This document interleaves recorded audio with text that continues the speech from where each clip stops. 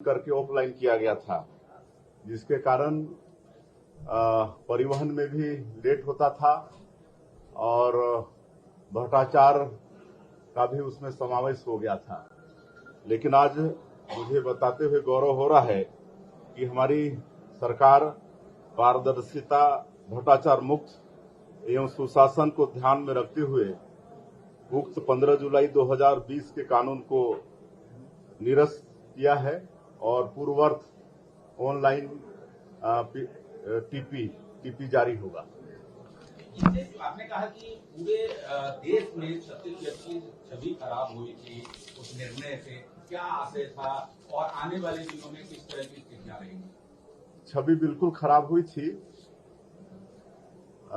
एक बदनामी हुई कि अलग से कोयला परिवहन में भ्रष्टाचार हो रहा है और ईडी उस पर जांच भी कर रही है और कई लोग संचालक जो हैं उसके साथ माइनिंग ऑफिसर और आईएएस वगैरह भी मतलब आज जेल के अंदर में, इससे प्रदेश की छवि धूमिल हुई। देखिए, सदन की शुरुआत में ही कांग्रेस पक्ष का सदन छोड़कर भागना, कल भी दिन भर के लिए, आज भी दिन भर के लिए, मुझे लगता है कि विपक्ष के पास में कोई मुद्दे नहीं है, कोई विषय नहीं है, वो चर्चा नहीं करना चाहता।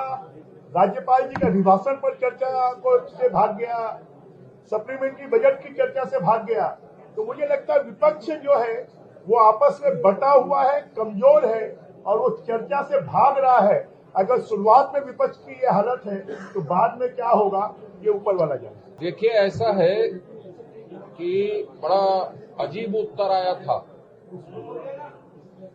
कि समाचार पत्रों से हमें मालूम हुआ तेलीबांधा से लेकर मैग्नेटो तक की सड़क कैसे बन रही है करके। एक व्यक्ति का इंटरेस्ट यदि पूरी व्यवस्था पर भारी पड़ते दिखे तो ये शर्मनाक है। आज मंत्री जी ने, जिसे मैंने जादू की सड़क कहा, जिसको कब बना, कैसे बना, किसने बनाया, कौन सी प्रक्रिया से बना, कोई नहीं जानता था। आज ये बात स्थापित हो गई माननीय मंत्री जी के उत्तर से कि उसको संभाग आयुक्त से जांच कराई जाएगी, आयुक्त स्तर से जांच कराई जाएगी। तो इस तरह की स्वेच्छाचारिता, इस तरह की दादागिरी से प्रशासन रुकेगा और सही काम होगा। 2020 के पहले खनिज विभाग द्वारा खनिज परिवहन की ऑनलाइन परमिशन दी जाती थी।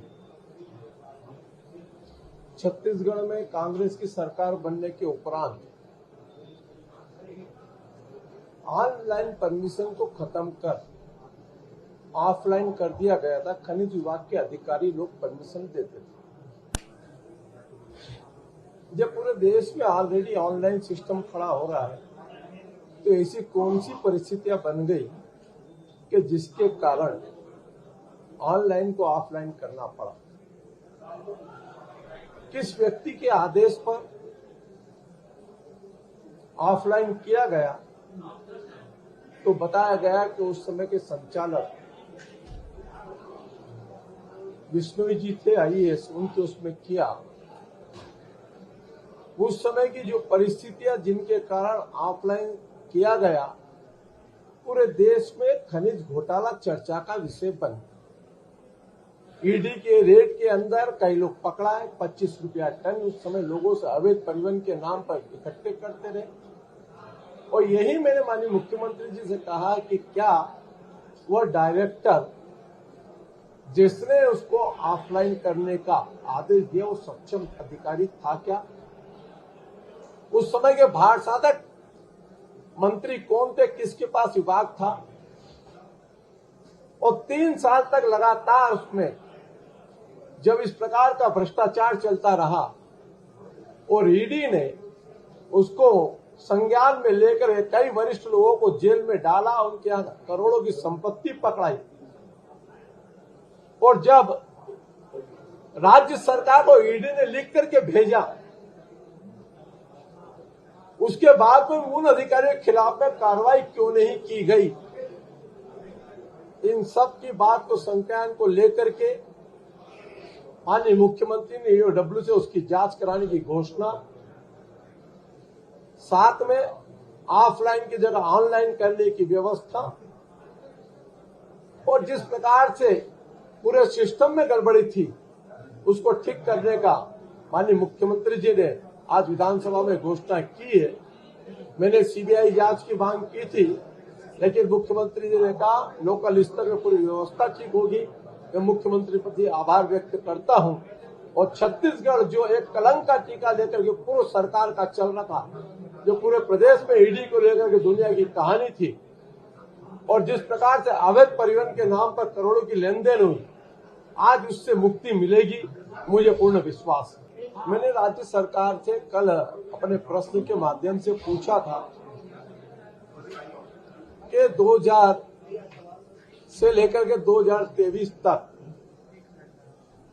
विमान के अंदर या हेलीकॉप्टर में कहां-कहां की यात्रा की गई और कौन कौन सी एजेंसी के माध्यम से आपने किराए पे लिया। सामान्य रूप से कहीं पे भी जा रहा, प्लेन जा रहा था, हेलीकॉप्टर जा रहे थे, नेता लोग घूम रहे थे, कहां किस आंदोलन में किस में, उसकी जानकारी भी कौन कौन था उसके अंदर इसकी नहीं आई है कि उसका उपयोग किस किसने किया।